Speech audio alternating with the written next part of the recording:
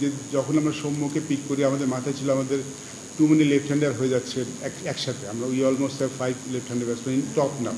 এবং আমরা যদি সে তানজিদ তামিম এবং সাদমানকে ওপেন করে, তারপরে কিন্তু আমরা 4 জন পরপর লেফট হ্যান্ডি ব্যাটসম্যান হয়ে যাচ্ছে। এটা আসলে আইডিয়াল না। ডেফিনেটলি এই চিন্তাভাবনা থেকে জয় আমাদের one of the right hand opener, যিনি যে এই কম্বিনেশনটার জন্য কাজে লাগে।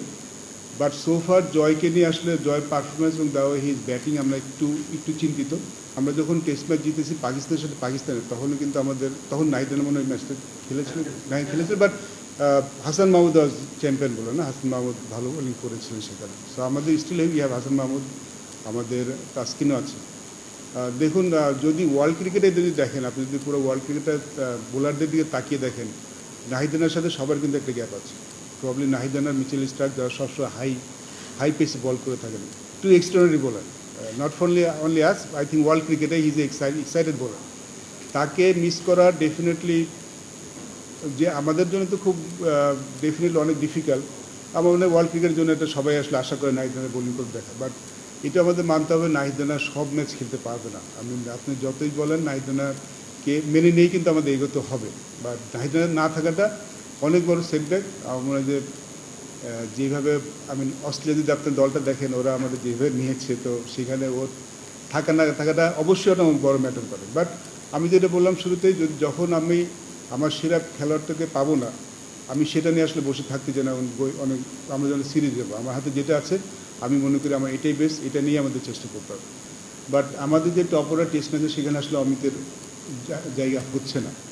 নাম্বার 3তে আমাদের মমিনুল ব্যাটিং করে, নাম্বার 4-এ শান্ত, নাম্বার 5-এ মুশফিক রহিম।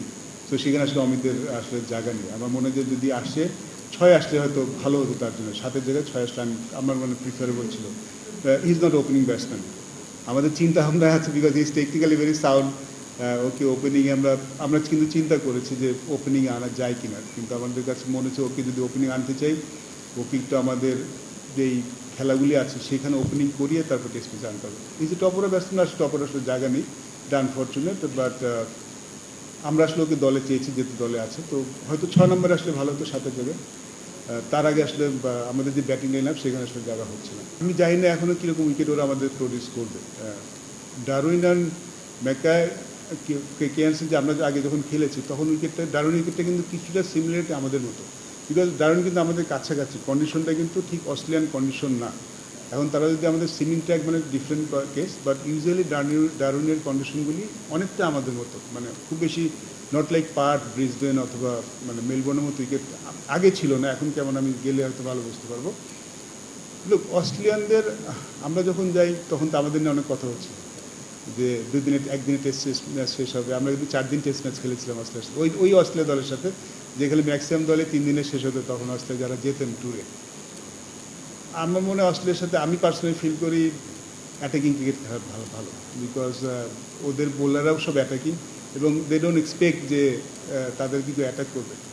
সো আমার কাছে মনে হয় যে যদি অ্যাটাকিং ডাজন্ট মিন যে আপনি একদম সব বল ছাড়বেন, বাট পজিটিভ মাইন্ডসেট নিয়ে ব্যাটিং করাটা মনে হয় অস্ট্রেলিয়ান টিমের সাথে যারাই করে তারা সাকসেসফুল বেশি হয়।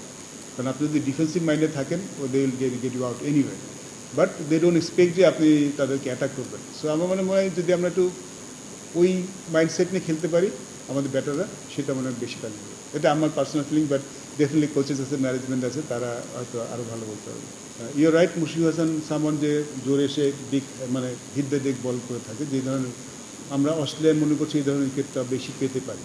তো সেই চিন্তা করে থেকে আসলে মুশফিক হাসানকে আনা হয়েছে। আর রবিউল হকের কথা সেম জিনিস আমরা মনে করেছি যে রবিউল হকও যেহেতু আমরা একটা কনসেপ্টে মাথায় নিয়েছিলাম, সেটাতে বের হয়ে যায়নি আমরা।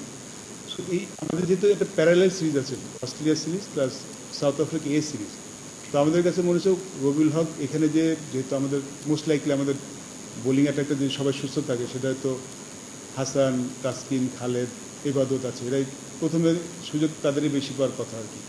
সেক্ষেত্রে রবিউল হককে আমরা চিন্তা করছি যে ও সাউথ আফ্রিকা যাক, এই দলে খেলুক, so he'll prepared himself for the red ball cricket. সেই চিন্তা থেকে আসলে রবিউল হককে আমরা রাখি।